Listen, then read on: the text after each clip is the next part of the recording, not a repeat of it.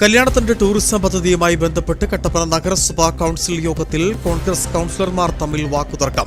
കല്യാണത്തണ്ടിൽ watch tower നിർമ്മിക്കുന്നതിനായി 30 ലക്ഷം രൂപയാണ് നഗരസഭ വകയിരുത്തിയത്.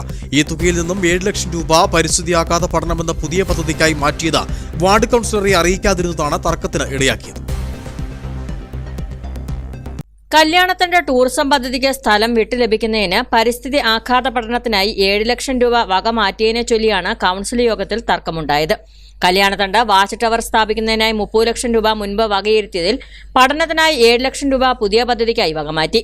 പുതിയ പദ്ധതി വാർഡ് കൌൺസിലറായ തന്നെ അറിയിച്ചില്ലെന്ന് പ്രശാന്ത് രാജു അധ്യക്ഷനോട് പരാതി പറയുകയും ഇതിന് കൌൺസിലറായ ജോയി വെട്ടുക്കുടി മറുപടി പറയുവാൻ തുനിഞ്ഞതുമാണ് വാക്കുതർക്കത്തിന് ഇടയാക്കിയത്.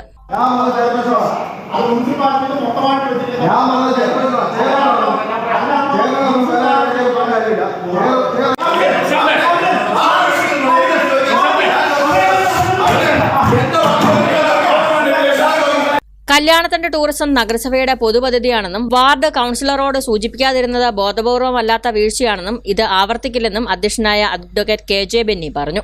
കല്യാണത്തിന്റെ ടൂറിസം പദ്ധതി എന്നുള്ളത് മുനിസിപ്പാലിറ്റിയുടെ ഒന്നാക പദ്ധതിയാണ്. അത് വാർഡ് കൌൺസിലറുടെ വാർഡിൽ വരുന്നു എന്ന നിലയിൽ അദ്ദേഹവുമായി ആശയവിനിമയം നടത്തേണ്ടായിരുന്നു. അത്തരം പിശകുകൾ ആവർത്തിക്കാതെ ശ്രദ്ധിക്കുന്നു. ഈ സാമ്പത്തിക വർഷം അവസാനിക്കാനിരിക്കെ കട്ടപ്പന നഗരസഭാ പരിധിയിൽ കർഷകർക്ക് ജൈവവളം വിതരണം ചെയ്യാൻ വകയിരുത്തിയ തുകയുടെ 9.2% മാത്രമാണ് നഗരസഭ ചെലവഴിച്ചതെന്ന് കൌൺസിലിൽ റിപ്പോർട്ട് വന്നു. ഗുണഭോക്തൃ വിഹിതം ഉൾപ്പെടെ 53 ലക്ഷം രൂപയാണ് വകയിരുത്തിയിരുന്നത്. എന്നാൽ ഗുണഭോക്താക്കൾ മുഴുവൻ തുകയും മുടക്കിയ ശേഷം സബ്സിഡി തുക അക്കൗണ്ടിൽ ലഭിക്കുന്ന രീതിയിലാണ് പദ്ധതി നടപ്പിലാക്കിയത്. ഇതോടെ കർഷകരിൽ വലിയൊരു വിഭാഗം പദ്ധതിയോട് സഹകരിച്ചില്ല. പദ്ധതി ആരംഭിച്ച് 2 മാസം കഴിയുമ്പോൾ 1875 ഗുണഭോക്താക്കളിൽ 228 പേർ മാത്രമാണ് പദ്ധതിയുടെ ഭാഗമായത്.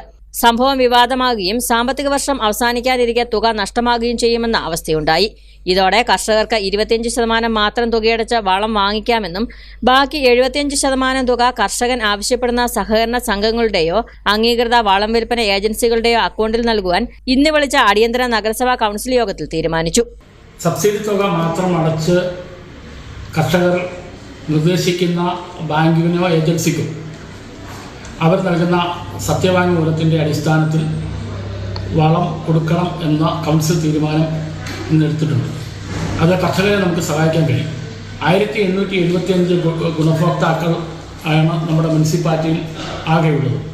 അതിൽ 228 ആളുകൾ മാത്രം, ഏകദേശം 12% ആളുകൾ മാത്രമാണ് നാടിതുവരെ വളം കൈപ്പറ്റിയിട്ടുള്ളത്. വെള്ളയാങ്കുടി വെയിറ്റിംഗ് ഷെഡ് നവീകരണം പദ്ധതി ഉപേക്ഷിച്ച് വാഴവര സ്കൂൾ മെയിൻ്റനൻസ് പദ്ധതിക്കായി തുക വകമാറ്റുവാനും കൌൺസിൽ തീരുമാനിച്ചു. കൌൺസിലിൽ അസിസ്റ്റന്റ് എഞ്ചിനീയർ നിർവഹണ ഉദ്യോഗസ്ഥനായ വിവിധ പദ്ധതികളുടെ ടെൻഡർ അംഗീകരിക്കുന്നതിനും എസ്റ്റിമേറ്റ് റിവൈസ് ചെയ്യുന്നതിനും തീരുമാനമെടുത്തു. News bureau, Kattappana.